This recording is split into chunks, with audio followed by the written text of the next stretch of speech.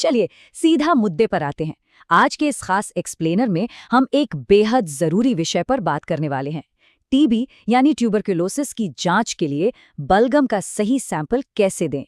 देखिए, जब कोई नया मरीज इस प्रक्रिया से गुजरता है तो मन में कई सवाल होते हैं।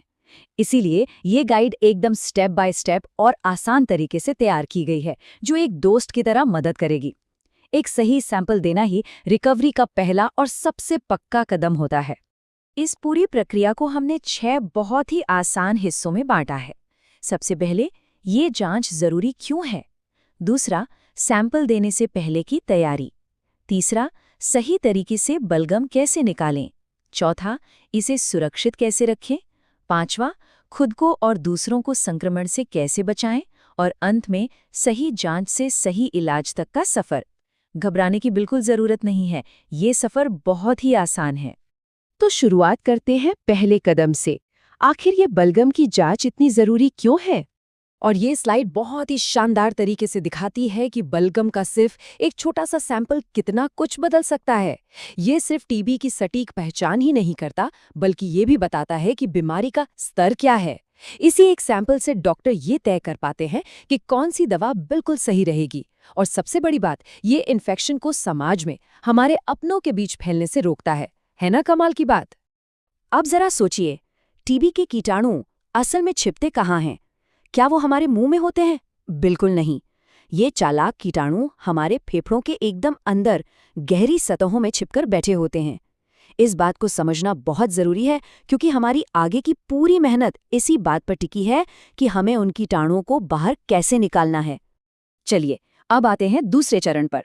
सैंपल देने से ठीक पहले की तैयारी, यानी मुंह को एकदम साफ कैसे करें। देखिए, यहाँ पर अक्सर गलती होती है। सैंपल देने से पहले मुंह साफ करने का सिर्फ एक ही सही तरीका है, और वो है सादा पानी। बस नॉर्मल पानी। टूथपेस्ट या माउथ वॉश का इस्तेमाल बिल्कुल नहीं। ये एकदम गलत तरीका है और हमें इससे पूरी तरह बचना है। अब आप शायद सोचें कि ऐसा क्यों। इसका वैज्ञानिक कारण बहुत ही सीधा है। दरअसल टूथपेस्ट या माउथवॉश में केमिकल्स होते हैं। अगर वे केमिकल्स या फिर दांतों में फंसा हुआ थोड़ा सा भी खाना हमारे सैंपल में मिल गया तो पूरी की पूरी टेस्ट रिपोर्ट खराब हो सकती है। इसीलिए सादे पानी से अच्छे से कुल्ला करना सबसे बेस्ट और सेफ तरीका है। इससे हमारा सैंपल एकदम शुद्ध रहता है। अब बात करते हैं तीसरे और सबसे अहम हिस्से की, बलगम को असल में बाहर कैसे निकालें।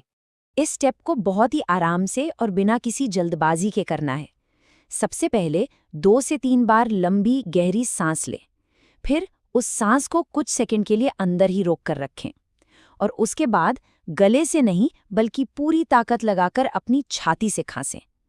ये जोर लगाना इसलिए ज़रूरी है ताकि वो बलगम जो फेफड़ों की गहराई में बैठा है वो अपनी जगह छोड़े और बाहर आ सके। तो यहाँ सबसे ज़रूरी बात यह है कि हमें मुंह के थूक और छाती के बलगम के बीच के फ़र्क को समझना होगा। लैब में टेस्ट के लिए सिर्फ और सिर्फ वो गाढ़ा बलगम चाहिए जो सीधा छाती के अंदर से आता है। नॉर्मल पतली लार या थूक से कोई काम नहीं बनेगा। अगर गलती से सिर्फ थूक दे दिया गया तो टेस्ट में बीमारी पकड़ में ही नहीं आएगी। ठीक है, बलगम तो निकल आया। अब चौथा चरण, इस सैंपल को सुरक्षित कैसे रखें। इस खास स्टेरिलाइज्ड कप को हैंडल करते वक्त बहुत सावधानी बरतनी है। पहले बात, हमेशा उसी कप का इस्तेमाल करना है जो अस्पताल या स्वास्थ्य कर्मी ने दिया हो।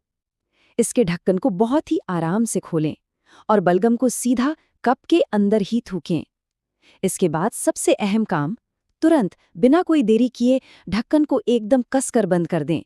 इससे हमारा सैंपल पूरी तरह सुरक्षित हो जाता है। और हाँ, कुछ चीज़ें हैं जो बिल्कुल भी नहीं करनी है। कप के अंदरूनी हिस्से को भूलकर भी उंगली से नहीं छूना है। ऐसा करने से बाहर के कीटाणु कप में जा सकते हैं। सैंपल को बाहर नहीं गिराना है और कप के किनारे या बाहर बिल्कुल नहीं थूकना है। ये कुछ बहुत ही सख्त नियम है जिनके साथ कोई समझौता नहीं हो सकता। कई बार ये सोचकर घबराहट होती है कि पता नहीं कितना सारा बलगम देना पड़ेगा, लेकिन सच कहूँ तो टेंशन की कोई बात नहीं है।